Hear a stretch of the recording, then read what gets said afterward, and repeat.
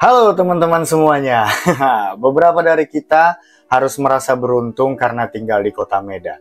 Karena di kota Medan kebanyakan orang-orangnya masih menjadi SDM rendah. Itu sebabnya kota Medan tidak pernah termasuk dalam 5 besar kota dengan SDM paling tinggi. Padahal Medan adalah kota terbesar atau termaju ketiga setelah Surabaya dan Jakarta.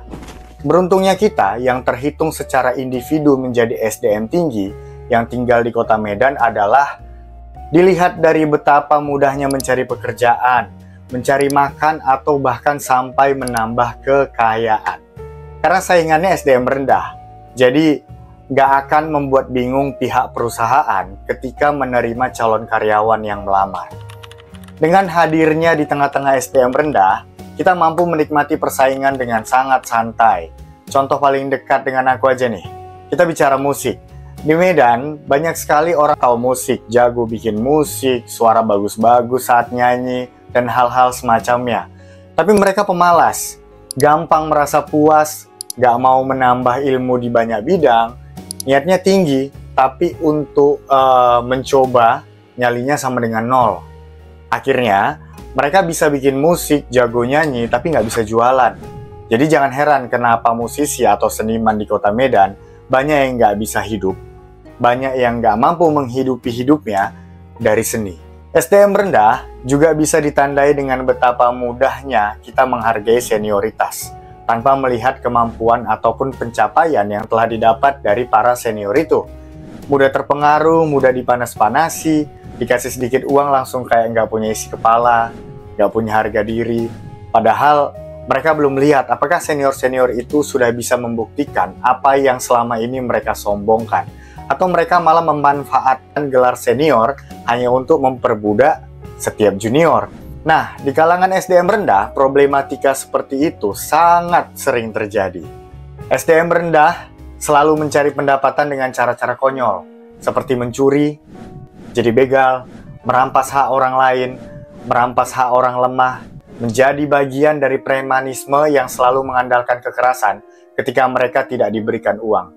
Jadi tukang parkir ilegal, mereka rela menjadi budak para mafia yang hanya mengandalkan kekuatan otot para SDM rendah dan memanfaatkan kelemahan berpikir para SDM rendah. Mafia makin kaya, budaknya tetap miskin. SDM rendah gak akan sampai pikirannya ke logika itu. Nah, menurutku pribadi, menyelamatkan generasi muda dari julukan SDM rendah adalah dengan cara tidak memberikan makan ke siapapun yang kelaparan.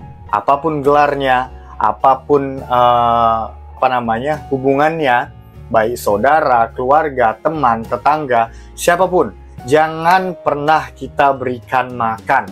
Jangan pernah berikan pertolongan ekonomi. Kenapa? Agar mereka tahu rasanya kelaparan. Tahu bahwa di dunia ini hanya diri mereka sendiri yang bisa menyelamatkan hidup mereka. Paham bahwa mereka harus mengerjakan banyak hal, mengerti banyak hal, menguasai banyak bidang, untuk bisa bersaing dan dihargai. SDM rendah itu tidak sengaja terbentuk karena selalu dimanjakan. Selama mereka nggak ngapa-ngapain tapi masih bisa makan, mereka akan terus menjadi SDM rendah. Benalu bagi tongkrongan, benalu bagi keluarga, benalu bagi negara, selalu minta-minta sama orang tua atau minta-minta sama teman, tapi di luar, di tongkrongan, omongannya udah kayak ketua.